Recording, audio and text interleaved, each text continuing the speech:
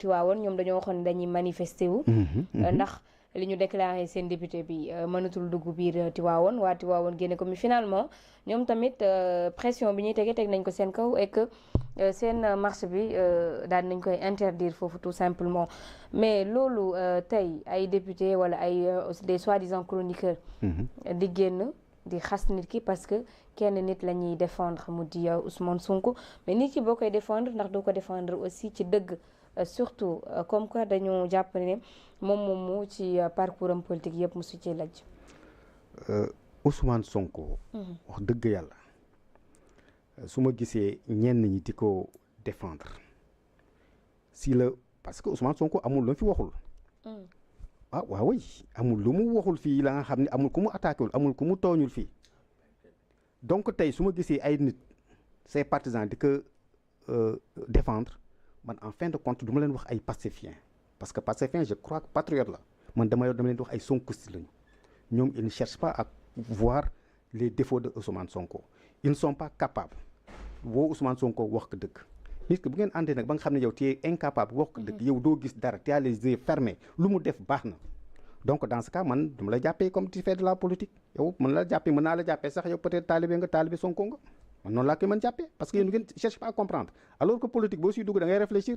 Bien sûr da ngay analyser mais ñi ma gis ni ñu comporté woo wax dëgg yàlla rafetul 72 heures pour un marabout c'est doy na waar trop man di wax dëgg yàlla musuma ko xalaat si ma àdduna parce que non marabout la da baax benn instant dëkk bi bu yëngatoo mais dañ koy interpeller mu wax si xalaatam ñëpp kiiw dellu si xel yi mais tey bu demee ba ñu leen di saaga wax dëgg yàlla ñun de wax dëgg yàlla ànd góor yi ànduñu si loolu waaw. dama ci yokk rek xam nga les marabouts ce sont des régulateurs sociaux.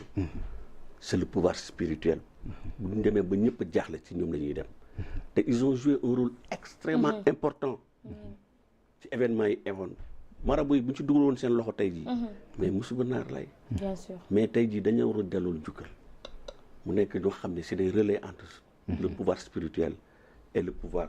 yaa ngi dégg donc de la vie matérielle parce que tey jii ak nu mënti demee tey jii dañ leen war a jox seen wàccuwaay mais man je suis vraiment désolé su ma demee bay gis tey jii pour la première fois dans l'histoire politique du Sénégal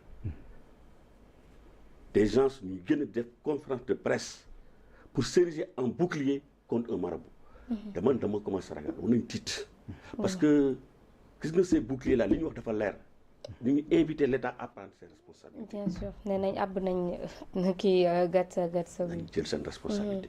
Il est temps quand même que l'État siffle la fin de la récréation. parce que si on ne fait pas attention gis nga lu jëm ci affaire xeet. affaire diine ak yu demee noonu c'est des choses très sensibles. yoo xam ne il faut ñu def attention waruñu ko politiquer. waruñu ko politiquer. mais nag tey c'est vrai comme vous l'avez si bien dit ñooñu je pense que c'est des sonkoïstes parce que man je ne sais pas quoi ban espèce humaine la quoi ban genre nit la. des gens qui ne réfléchissent pas qui ne cherchent pas à comprendre. gis nga nit booy ànd ak moom da nga koy wax dëgg da ngay ànd ak moom ci dëgg. c'est pas parce que man je suis avec toi que pour autant lépp loo def rek bongo non man Thierno ñun dañuy toog réunion mën nañu mais yéen vous êtes trop rigide à mon égard. parce que gars yi dañuy dal ci kawam. di ko rappeler à l'autre bu defee nag su dul noonu dañ ko koy wax bu defee sortie s'il rate sa sortie mais on lui donne nos vérités carrément. am na dañuy toog en pleine réunion devant tout le monde ne ko Thierno parti bi moomuloo ko. mais loolu lu bañal c'est ça la démocratie. c'est pas parce que ñun on est avec Thierno que pour autant. lu mu def non c'est ça la démocratie. mais quand on a un monsieur Ousmane Sonko pour ne pas le nommer qui tire sur tout. bàyyil dara c'est tout ce qui bouge. ñun opposition il nous a traités de résidus. société civile il les a traités de fumier. mais man corps bi mi nga xam ne moom lay incarner en tant que chef de l'exécutif même les agents de l'administration il les a traités d'incompétents. mais li gën a métti.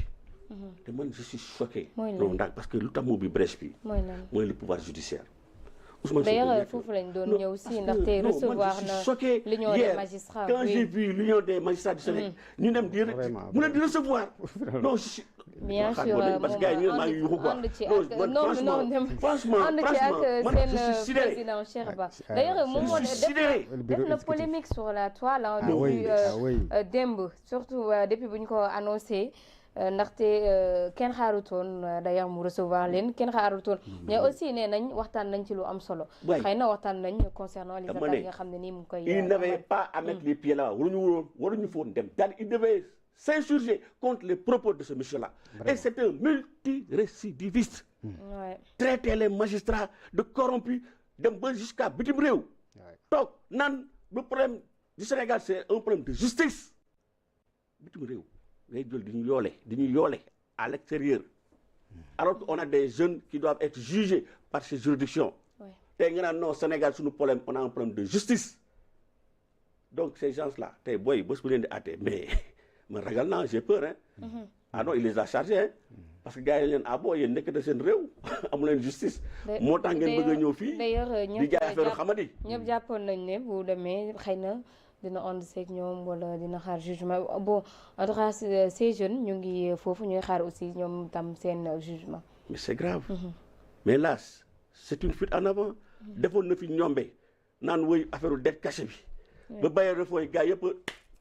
mooy loolu sunu note bi gën di dégradé wu yow tu vas à l'extérieur naan on a un problème avec la justice mais ban investisseur mooy nangu ñëw investir dans un pays boo xam ne justice bi doxul mais dañu wante dëgg moo tax Doudou Wade ce qu'il a dit il a raison mu ne le problème du Sénégal c'est Ousmane Sonko loolu mooy wax bi je le dis je le répète nee na c'est un danger pour c'est un danger mais plus que public c'est l'ennemi public numéro 1 l'ennemi public numéro 1 c'est Ousmane Sonko. C'est encore Ousmane Sonko. C'est Ousmane Sonko. nañ ko wax de. mais leur président dina ñëw si yow monsieur Soumaré le président Cheikh Ba dafa génnoon fii ca RTS ne dootuñu nangooti ku leen xas wala ku leen di mettre la pression. ñu gis li démb en quelque sorte ñu bëri jàpp ne ñoom dañoo dem jébbalu ji foofu ndaxte nee nañ bu ñu xalaatoon xëy na. ci li ñu nekk ak fi ñu leen teg seen dayo ñoom les magistrats du ñu mës a dem fekk ko xam ne nii xas na leen du benn du yoon du ñaar te du ñett yoon d'ailleurs wax ko sànq il a l'habitude d'ailleurs. xam nga may saluer le courage de Téliko juge Téliko. Au moins lui il n'a pas baissé la culotte devant ce régime devant ce monsieur moom il a fait ce qu'il devait faire nit da ngay digne. Il faut avoir le courage de ses idées xam nga man démb. bi ma gisee ci internet bi ñu ne que le premier ministre dafa recevoir l'UMS dirigé par Cheikh Ba.